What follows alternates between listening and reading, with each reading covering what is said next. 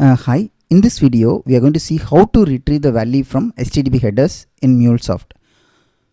In the real-time scenario, when someone posts the request to MuleSoft API, there might be a data which is coming in the query parameter or in the URI parameter. Sometimes they send some data in the HTTP headers as well.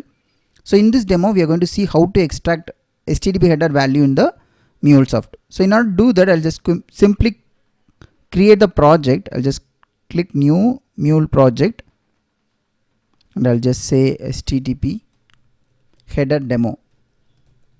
So what we are going to do is we are just going to extract the HTTP headers and we are just going to print using the logger so that we know how to extract it using MuleSoft. So in general we extract it and then we will use it for our downstream and in order to send the data to our downstream system. So here I'm just going to extract it and I'm just going to print it in the logger. So we are going to use a HTTP module. So first I'll add a HTTP listener, then I'll add a logger, and then before that I might use some thing to retrieve that values. So for that I'm going to use a HTTP listener in order to receive the request.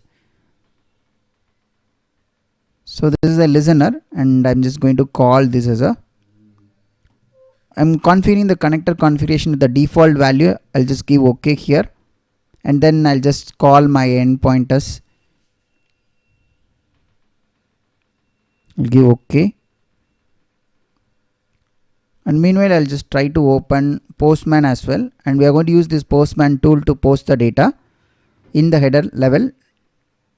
So I'm just trying to open that as well in parallel. Yeah, so now the listener configuration, the connector configuration got created, and I'm going to add a endpoint. That endpoint I'll name it as, like, for this one, HTTP header demo. Okay, I just copied that and then I'm going to give it in a listener also, which is like post, and then I have given like this in a display value so that you know this is which method and what is your endpoint. And also I'll just go to advanced and I'll set what is the method, post method. And then what I'm going to do is I'll just use a logger. In the logger I'm going to use a expression mode. There I'm going to extract the value and I'm going to print that value. So for example, what I'm going to do is I'm going to use attributes dot, and then you'll be able to see a lot of things. And here if you're going to extract the value from the query parameter, you will be using query params. And if you wanted to use it something from URI param, then you use URI param. But as we are going to take it from headers, so you have to type like headers.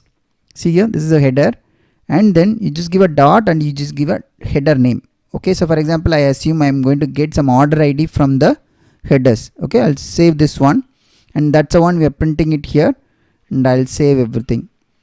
And then meanwhile I'll just start this project, and also I'll just go to the Postman and I'll open a new window, and my application is running in a post method and localhost 8081, and then this is my endpoint, which is HTTP header demo.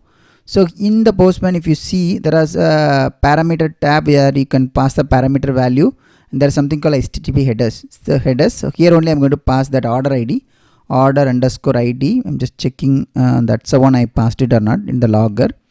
Order underscore ID. Yeah. So here I'm just going to send my order number. I'll say my order number is this one. Okay. Or I'll just print like 1 2 3 4 5 7 8 9. This is my order number, and which I'm going to send it once the application is up. Meanwhile, I'll just go to the console and I'll see my application has been deployed or not.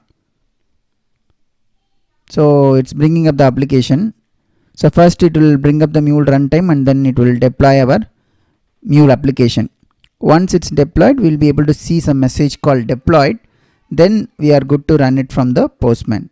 So here we are using a Postman tool to post the data. So if you have any other tool like SOAP UI or anything like that, you can use any kind of client, HTTP client tool in order to send the data over HTTP headers.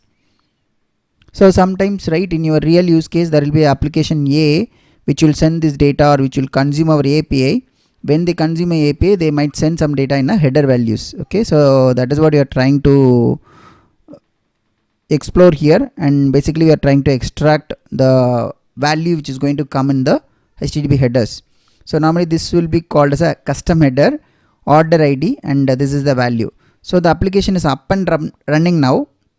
So now I'll just try to send this data, and when you send successfully the data, right, so you'll be able to see 200 OK, which means our application has successfully received the request.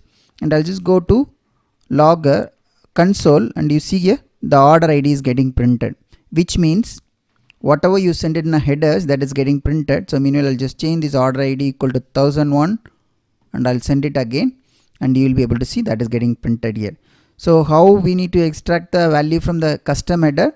You have to use the attributes, headers, then order ID. So here I just use it in a logger. Similarly, if you wanted to print that in your flow, right, for example, you wanted to handle that in your mapping, then what you will do, normally you will use a transform message, right, where if you wanted to extract it or you wanted to map it to some other system, then you can simply map it. So for example, I'll just quickly show it here. Whatever the value which we extracted, I'll try to print it here so that it will come in the HTTP response, which we can see it from here. So what I'll do, I'll just change this to JSON so that whenever we call this web service, it will return a JSON data, and this is my order ID. This is just a key, and then I'm just going to extract the attributes dot header headers dot order hyphen ID. That's a field name which we are sending it here.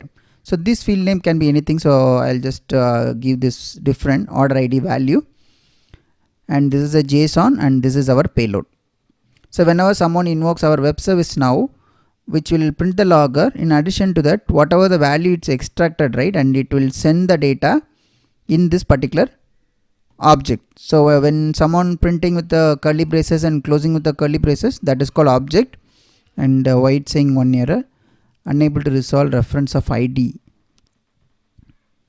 headers order underscore ID. Okay, so I have given it wrongly. So this is the header name, and I'll just give that value. Okay, so sorry, I just copied it wrongly, so I'll just give this as an underscore. So that's a header field, and that's the value I'm going to store it here. So meanwhile, I'll just go to the console. So whenever the application is already up and running, and we just saved it, and it will redeploy the change artifact into your mule runtime. That has happened now, and we are able to see the application has started as well. Now I'll try to run this one, okay, so that you'll be able to see the response in the web service response. You are able to see the payload is coming back because we are printing this payload in our transform message.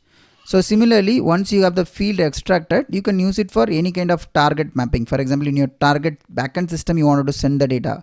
Before that, you wanted to map it. Then you can use a transform message in order to map to that field, and then you can send it to any kind of backend system like database or flat file or any kind of XML before sending to any other target server. Thank you.